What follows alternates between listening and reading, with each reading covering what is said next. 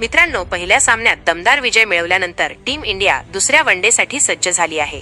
पहिल्या सामन्यात डोंगरा एवढा भला मोठा स्कोर पार करून भारताने धमाकेदार विजय मिळवला. मात्र दुखापतीमुळे भारतीय संघाचे 2 स्टार खेळाडू मालिकेतून बाहेर गेले आहे. सिरीज चालू होण्याआधीच विकेटकीपर रिषभ पंत बाहेर गेला होता.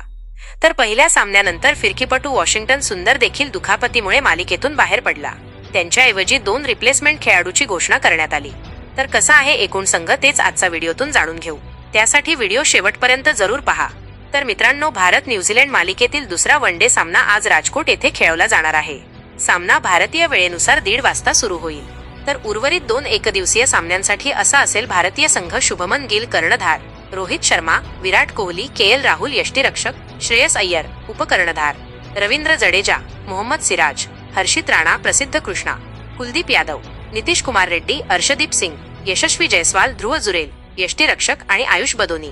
मित्रांनो, ऋषभ पंत ऐवजी ध्रुव जुरेलला तर सुंदर ऐवजी आयुष बदोनीला संघात स्थान देण्यात आले आहे.